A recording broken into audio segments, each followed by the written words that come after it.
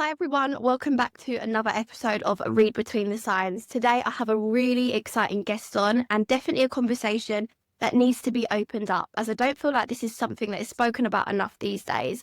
Today we have on an expert and he is amazing at what he does. He helps people recover from porn addictions. So I'd love to welcome Jeremy onto the podcast today. How are you? Doing great. Happy to be here. Good, amazing.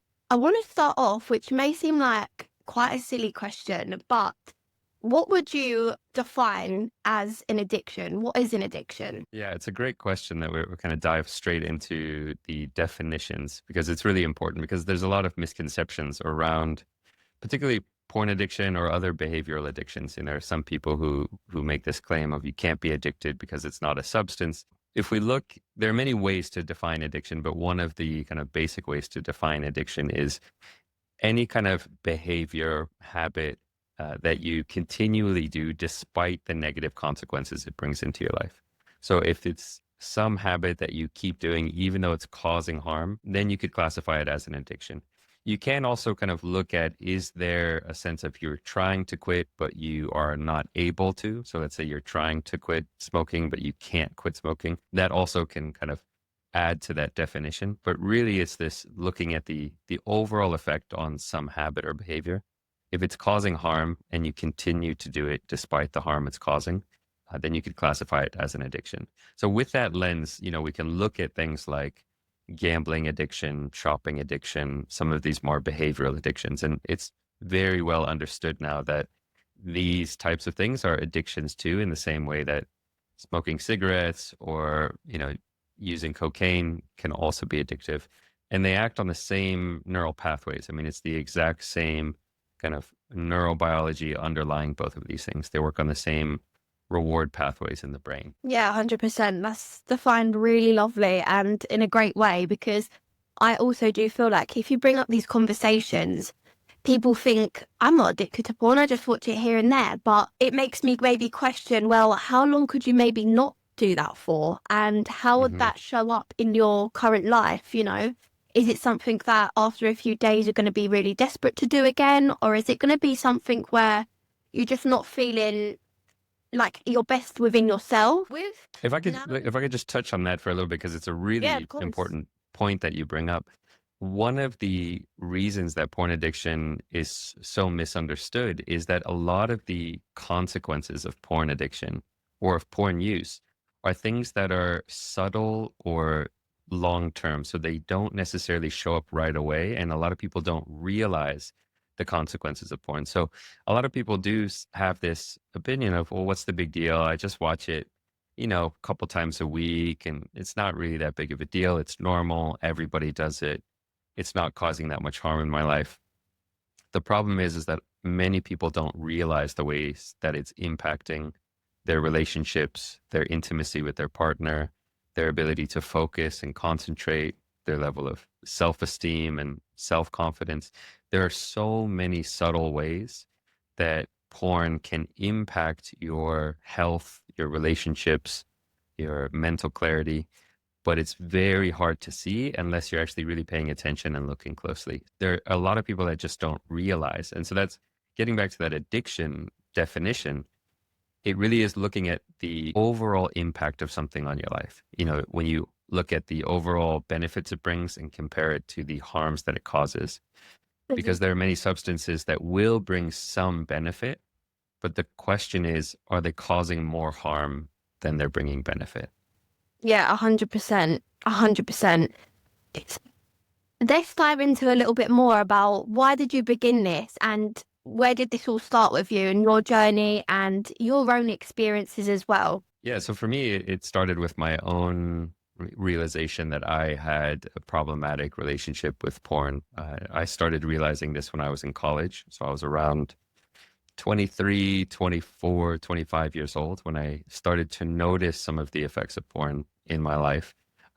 So once I realized that I had a problem, I started walking down a path of recovery and tried to figure out a way to break free and eventually did break free from this addiction.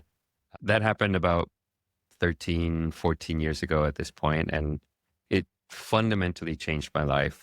It really made a lasting impact on my life. And So now I devote my time to helping other people do the same, not just to breaking free, but just to realizing the ways it's impacting. Because again, so many people just don't realize how it impacts relationships or how it impacts your intimacy or even little things like your physical health, that your sleep quality, your immune system, your ability to focus and do deep work. There's so many ways that breaking free from porn and just not using it actually benefits your life.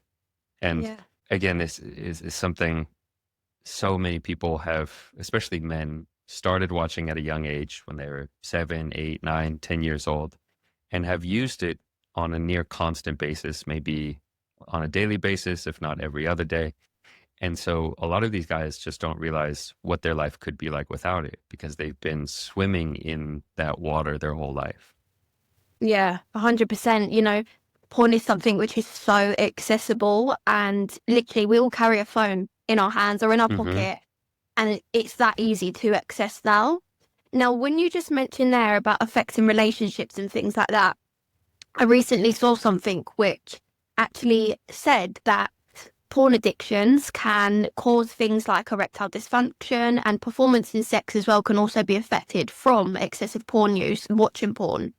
Is this true? Yeah, definitely. I mean, it's one of the common impacts of porn addiction, watching too much porn. And we saw, there was a recent research article that I was reading that looked at erectile dysfunction in young men and showed that essentially before the advent of tube sites or the kind of high-speed internet porn, the occurrence of erectile dysfunction in men was around 1%. And I think it was like 1 to 2% in men before modern high-speed internet porn was introduced. But since then, it's gone up to around 37% in young Wow. men.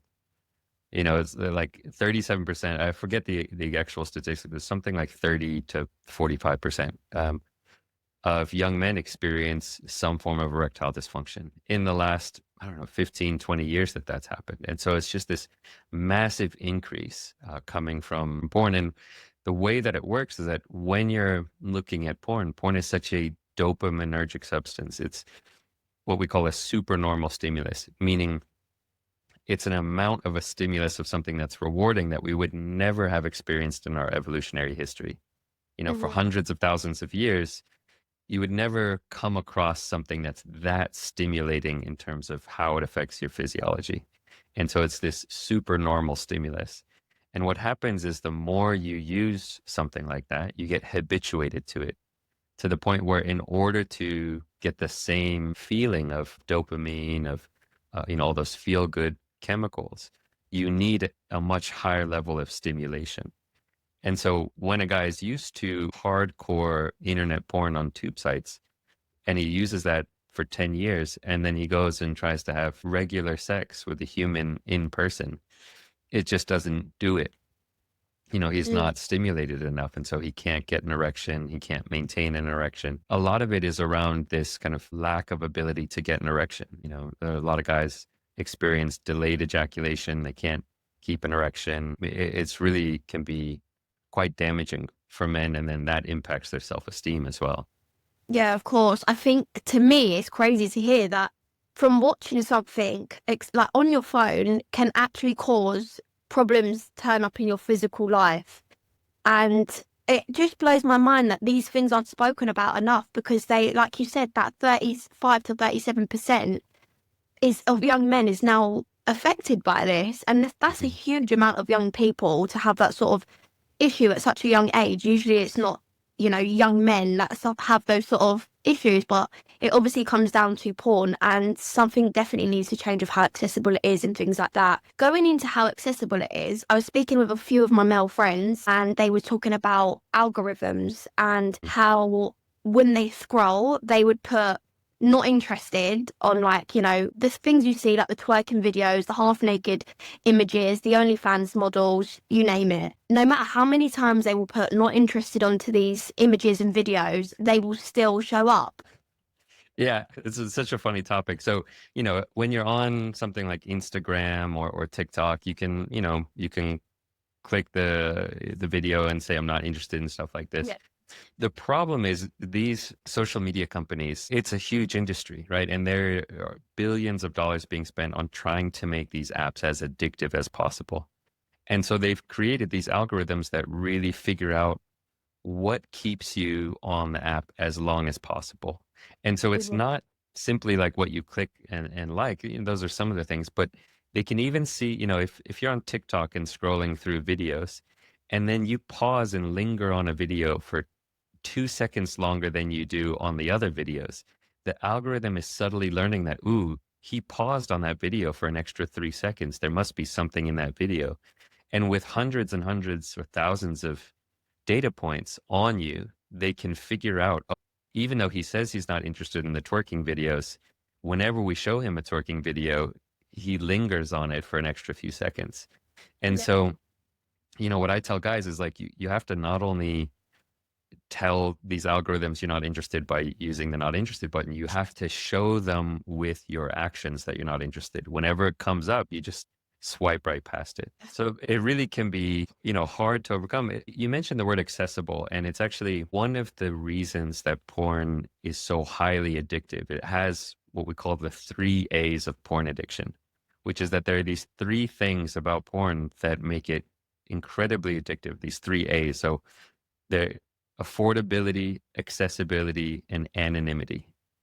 And it's these three characteristics of porn that make it highly, highly addictive. So affordability means it's free. The more affordable a drug is, the more addictive it's going to be. If you have to spend $10,000 to take a hit of something, it's not going to be very addictive because you're not going to be able to get access to it that much, right?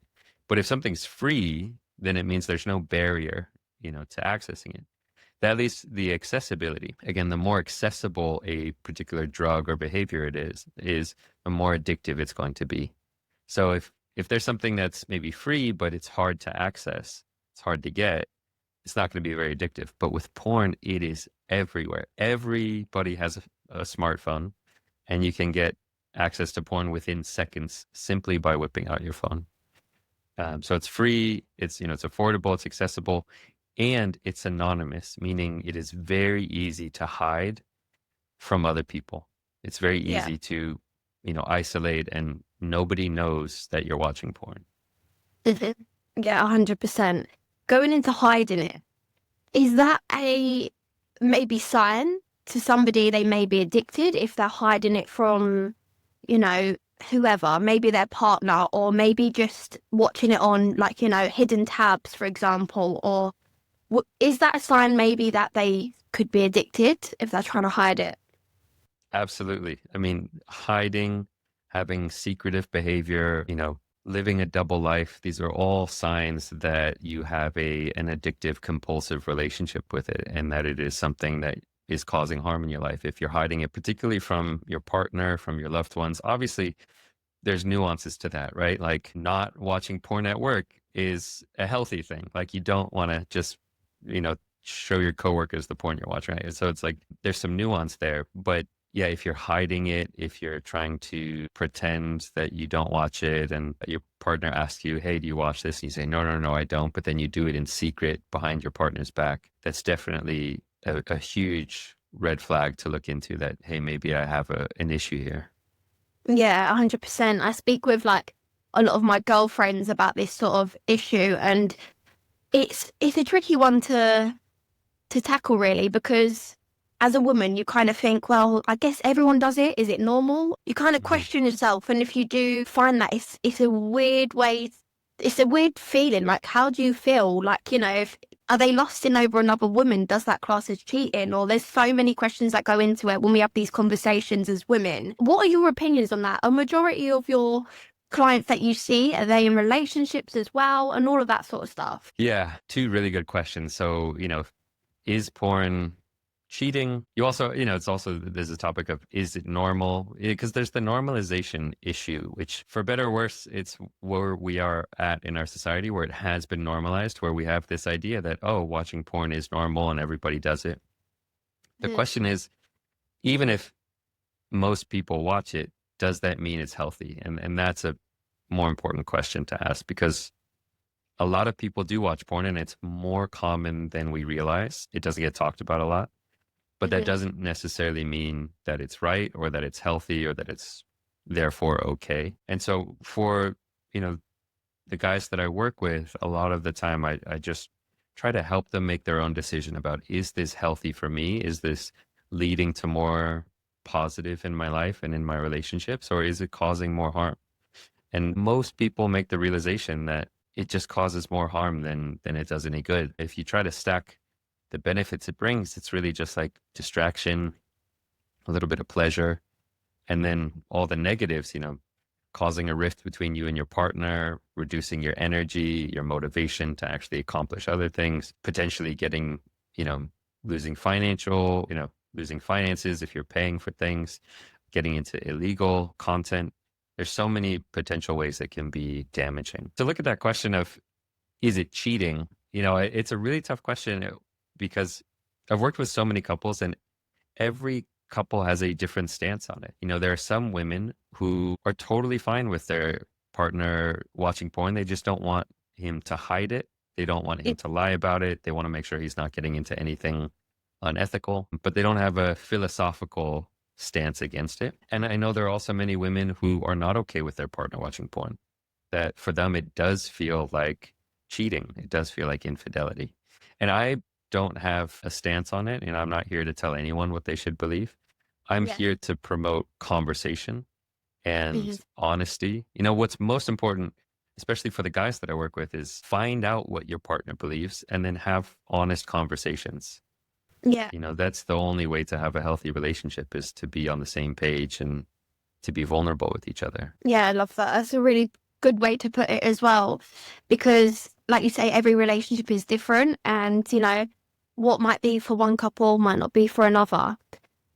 Which is really interesting. One thing I'll just say about that, because I imagine a lot of your listeners are women, and it's what's really interesting is that for men, most men discovered porn when they were 7, 8, 9, 10 years old, and it has been a near constant companion since they were a child, long before they met their current partner. Right? It's helpful for a lot of women to understand that if they discover their partner has a hidden porn addiction or a hidden porn habit, maybe it's not an addiction, but just an unhealthy habit. A lot of times women will think, oh, this must be about me. I'm not good enough. I'm not attractive enough. Is something wrong with me? Or it becomes a very charged kind of personal insult. But to Mm. realize that for most men, it has nothing to do even with sex. It's a coping mechanism for dealing with stress and anxiety, that it's a habit that they developed when they were 7, 8, 9 years old to provide emotional comfort for themselves when they needed it. And it's just carried on into adulthood. And it likely has nothing to do with their partner, that it is more of an issue that has lived on in the silence, because we don't talk about it. A lot of men Mm. never get it addressed, and so it's something that they just keep in secret their whole life. So I think that's just helpful for a lot of women to hear, that it's not necessarily about you. It's probably not about you. It's something that your partner picked up, when he was young, and thought it was just normal, and it's just been with him ever since. Yeah, that's really good. You actually answered my next question, because I was going to say to you, if you do find out that your partner's maybe doing this, what would your advice be? But I feel like you've answered that really well. So I do also Well, want to let ask. me let me touch on that a little bit, because Yeah, there's, go on. I think a really important thing, if you're a woman and you find out, or you suspect that your partner is watching porn and he's not telling you, having a conversation is really important, and in particular, having a safe conversation where you approach it not from a judgmental or blaming or like an inquisition. Are you watching porn behind my back? And how dare you watch porn? But to be really curious and open, and let him know that you're just curious to know, kind of, does he watch porn? Hmm. What is his relationship with porn? Does he still do it? How often? Is he comfortable talking about it? Is it something that he feels uncomfortable talking about? Most guys feel very uncomfortable talking about it. They feel very ashamed of it, even if they think it's normal. And so, from a partner's point of view, if you can create a safe container and say, hey, I'm not here to judge or to blame. I'm just curious, like, what are your views on porn? Do you think it's okay? And do you watch it and how often? And I just want to get to know it, you know? So that's what I would say Yeah. is start with that safe conversation. I do feel as well, even regardless of finding out if they watch it or not, I do feel like it's maybe a conversation that couples could or should be having, just so if something comes up later on the line and they wasn't aware of it, I think it's a good thing to be aware of, regardless if they are watching it or not. It's probably a good conversation to have. I know you just brought up their shame. Do you feel like shame maybe holds a lot of people back from opening up and being honest that maybe they actually do have an addiction? 1,000%. Shame is one of the biggest cages in addiction. It is one of the things in addiction that keeps people stuck in the addiction. It might even be the most important thing that when you feel shame, what's going on is you feel fundamentally broken inside. You feel like there is something wrong with you, and that if other people knew about it, they would kick you out of the tribe, they would shun you, they would call the police and tell the world what a monster you are, and you would be kicked out from your community. And that is not a safe place to be in terms of our psychology. Like being kicked out for hundreds of thousands of years, it meant certain death. And so this feeling of shame can feel like a life or death situation for a lot of guys. It just feels like, oh my God, I'm dirty, I'm broken, I am disgusting. And if people knew the truth about me, they would not love me, they would leave me. And Yeah. because of that, it causes people to isolate. It causes people to hide what's going on, to not seek out connection, to not seek out community. And that is the pathway to liberation from addiction is being connected, being in community, being vulnerable with others, not isolating. So shame 100% is one of the things that keeps people stuck in the addiction. Yeah, 100%. I feel like shame may be hand in hand with this term that I've heard before. I'm not too sure though, so it'd be great to get your outlook onto this. Can come across quite crude, this term, but I've heard it as the post-nut clarity. What is that? Is there any science behind that? And yeah, what actually is it? Yeah. Post nut clarity is after you orgasm, whether it's masturbation or sex. A lot of times what happens is after you have achieved this thing that you've been kind of lusting after, this, oh, okay, I want to orgasm. The moment Mhm. you orgasm, you kind of come to your senses in a certain sense. You wake up because there's no longer this tunnel vision lust for whatever it was that you were pursuing. And what can happen is you look around almost as if you've just woken up from a trance and you realize maybe some of the mistakes you've just made or the unhealthy decisions that have just transpired, the things you've done where you're like, oh my gosh, I can't believe I just did this, or I can't believe I've been sitting here for 3 hours watching porn in a pool of my own sweat. What am I doing with my life? Yeah. So the post-nut clarity, it is kind of a crude term, but there's some truth to it, which is this moment just after where you just realize, what have I been doing with myself? Like, have I really let my lust take over me and cause me to do things that I now regret? Do you not So feel like, that's a little bit, yeah. yeah, do you not feel like the sort of, I don't know if you would say it's a feeling or an emotion, but does that not maybe help stop people to watch it? Because it's confusing to me that it's such a big sense of like regret, but then you'll go back and Yeah. do it again. So what is the why is that? Yeah, it's a great question. It's a very insightful question that you're digging into. The problem is in that moment, let's say a guy has just been on a 5 hour porn binge. He said, okay, I'm not going to watch porn anymore. I'm done with it. And then he gets drunk and goes home and is watching porn till 3 in the morning and kind of wakes up to it at some point and has this realization, like, what am I doing with myself? That can be a very painful experience. A lot of clarity can come from that moment. The problem is that sometimes, just as we talked about with shame, that can lead to a feeling of shame, of self-hatred.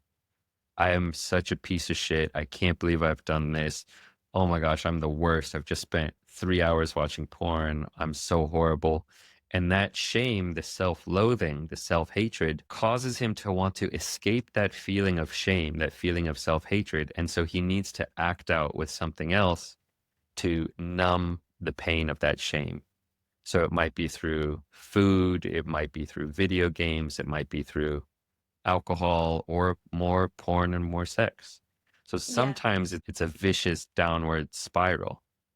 That's the unhealthy, toxic shame. There is a healthy component of shame, a healthy form of shame where you have this kind of remorse, where you say, this is not how I want to live. And there is this pain of realizing how far you've fallen. And that pain can actually be a strong motivating factor. And this is one of Mhm. the things I try to teach guys how to do is how to, and it's not just for guys, it's for everyone trying to change any habit or behavior, is how to tap into the healthy side of shame that says, wow, that thing I did is not skillful. It's not how I want to live. And I want to use the pain of that experience to actually motivate me to not act in that way again. But in order to do that, you have to let go of the toxic shame. Toxic shame is the kind of shame that says, I am a bad person. Healthy shame is the kind of shame that says, that thing I did is unskillful, is not healthy, and I don't want to do that again. I don't want to cause that harm to myself or to other people again. So that moment can go either way. It's one of the reasons why rock bottom can sometimes be kind of a springboard for people's recovery, is it's a deep experience of that pain.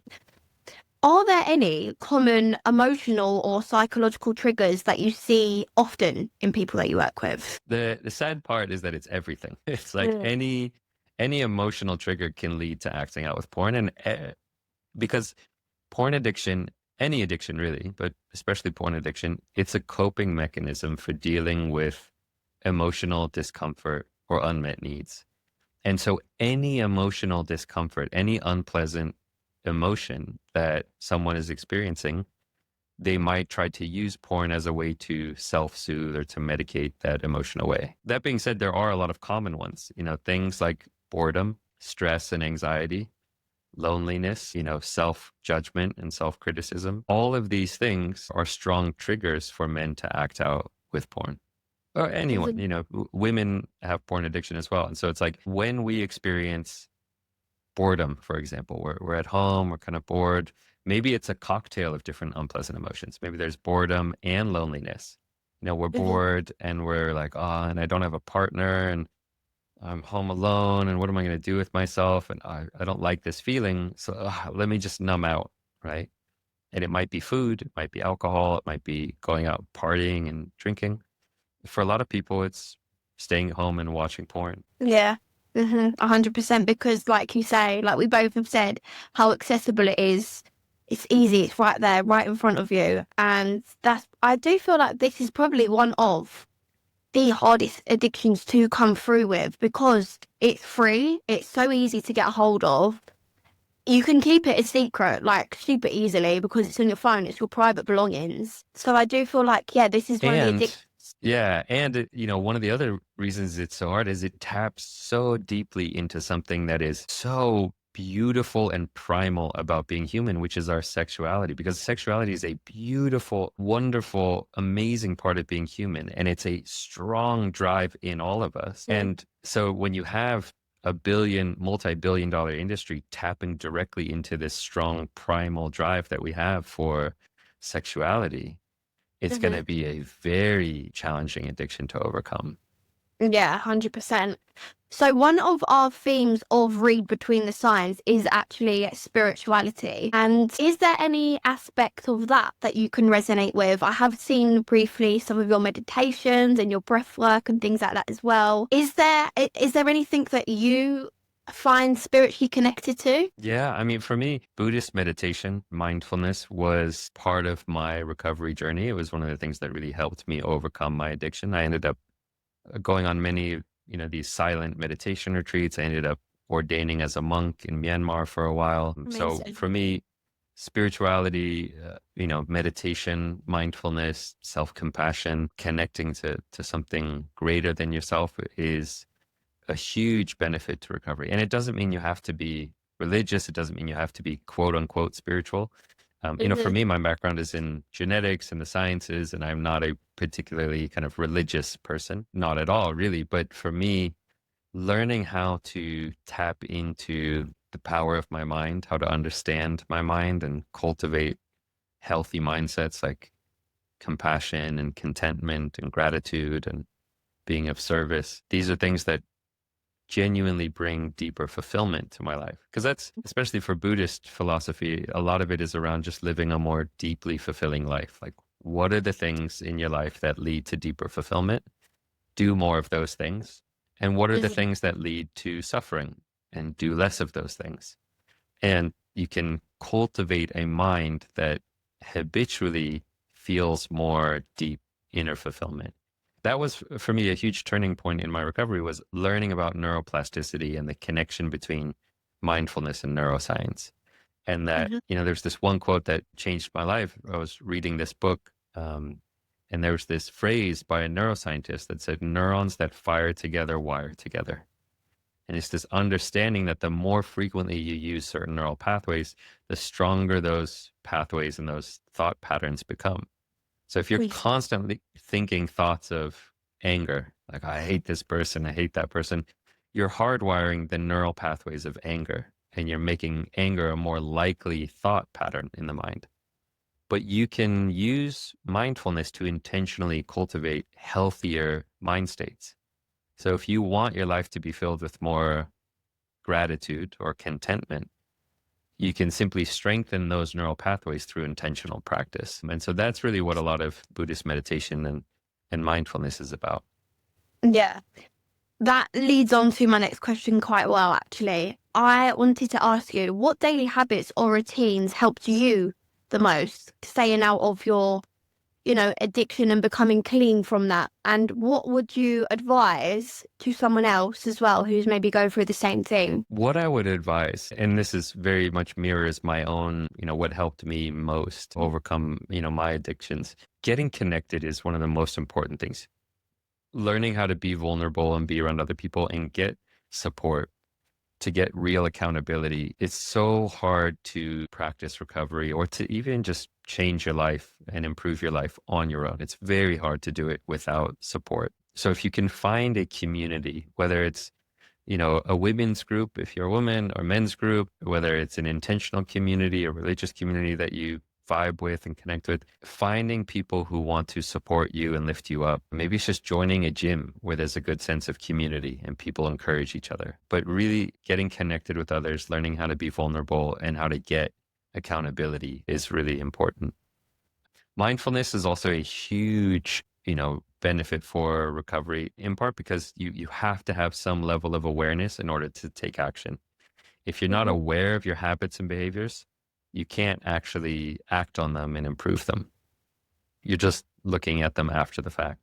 So Yes. mindfulness, cultivating like a daily mindfulness habit, even if it's 5 minutes a day of just sitting down and watching your breathing and learning how to work with your mind, can give you that present moment awareness to then act on a behavior or to pause before reacting so you can choose how you want to live. And that Yes. is invaluable. Now, do you feel like accountability is a huge part of it? Obviously, it only starts with you who understands that maybe you have the addiction, but do you feel like maybe people aren't taking accountability with maybe their addictions, for example? I would say you have to, before you get accountability from other people, you have to take ownership. So Hmm. ownership is an important piece. And what I'm hearing behind that question is, what's the point of accountability if you're not actually taking ownership and realizing that you have to do the work, right? And so definitely you have to take ownership that this is your problem to solve. If you don't want to break free, nothing anybody else can do will help you. Yeah. If you live in denial of your addiction or your unhealthy relationship, and you say, it's not really an issue. Yeah, okay, I'll get these people to support me, but I don't really think I need to change. Hmm. Then you're just wasting your time getting accountability. You have to first own up to the fact that you have to want to change. And that's the ownership component. And, it's kind of mixed in with a little bit of self accountability, like holding yourself accountable. but it is valuable to get other people to hold you accountable, because sometimes we can't do it on our own because we get hijacked. You know, our Yeah. amygdala gets hijacked. We get into that fight or flight or freeze state, and we just want the thing that we want, or we want to run away, and you know, we're in that triggered state. So accountability is important, but yeah, first you have to take ownership. Yeah, 100%.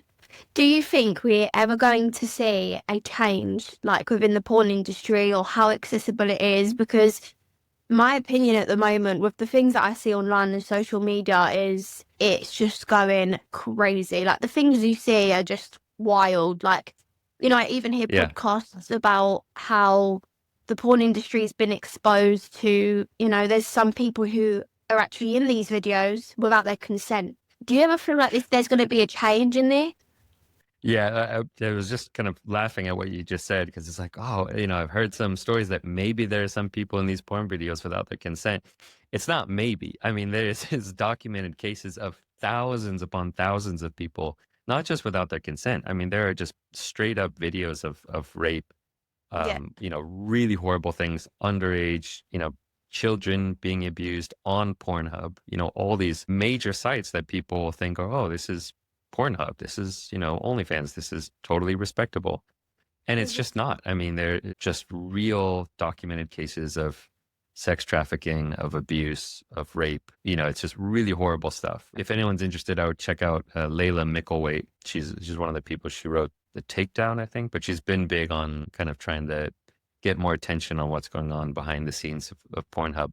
So there is a lot of horrible stuff. Do I think it's ever going to change? I do feel that things are getting better in the sense that there are more people, like the fact that we're having this conversation. There's Mhm. more podcasts, more men are stepping up and saying, you know, being role models for other men and saying, hey guys, this isn't healthy. This isn't, you know, this is not really in integrity to act this way. It's not normal. It's not okay.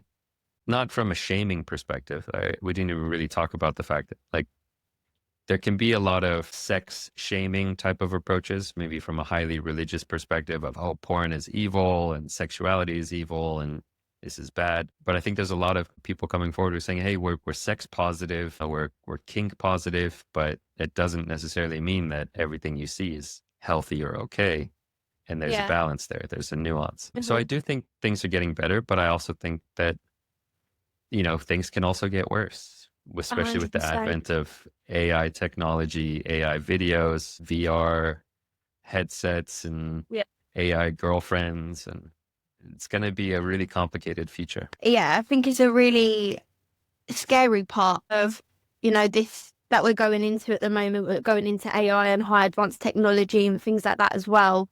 It's scary to see where we might end up, but I'm really hopeful that, you know, the cases that we've had on Pornhub are, you know, they're going to do something about it, hopefully, because I've even seen documentaries and podcasts myself about people who'd been trafficked, and the way their families had found them was actually Mm. through finding them on Pornhub, which is just tragic, absolutely tragic. So yeah, hopefully it changes, and I hope that we'll see something positive, you know. And if people do want to access porn in a healthy way, it should be not through things like Pornhub, you know, when they're doing things like that. It's very scary, very scary time. So, my last question I want to ask you is, if you could say one thing to someone now who feels stuck in an addiction, what would you say to them? Probably the most important thing that I would say is just to let them know that they're not alone, that whatever you're going through that makes you feel ashamed or broken or like you're the only one, like you're not. There are so many other people that are dealing with this, and it's also to understand that it's not your fault. That there's a lot of reasons why you might have gotten stuck in this habit or behavior. But I like to say, you know, it's not your fault, but it is your responsibility, and that's a really good, you know, it's a balance you have to find. Like, okay, it's not my failing, you know, like a personal failing and my fault that I got hooked onto this. There's multi-billion-dollar porn industry. There's the societal norms around this, but it is my responsibility to change, and I'm not alone, and I can get support. So just knowing that you're not alone and that this doesn't make you a bad person. Watching porn doesn't make you a bad person, but at some point you have to break free from it. You have to say, hey, this isn't healthy for my life. It's not supporting the life I want to live, and I need to make a change. Yeah, that's amazing. Jeremy, it's been such an amazing conversation and definitely one that needed to be had. It's great that you do speak about the things that you do because conversations like this do definitely need to be spoken about more. So yeah, I'm really grateful for you and thank you for coming on. Where can anybody who may be interested in finding you find you? Yeah, I would say the best place is just to check out my podcast, the Unhooked Yeah. podcast. It's valuable stuff for men and women. I mean, I talk a lot about porn addiction, but it's really applicable to any kind of habit change or behavior change, whether you're stuck on, you know, Netflix or food, or you're addicted to going to the gym. It's like it's all the same kind of underlying dynamics. And so on the podcast, we interview experts in relationships and habit science and talk about all kind of good things. So check out the Unhooked podcast on Spotify, Apple, anywhere you get your podcasts. Amazing. Great. Thank you everyone who's tuned in to this episode of Read Between the Signs and we'll see you soon again for another episode. Bye.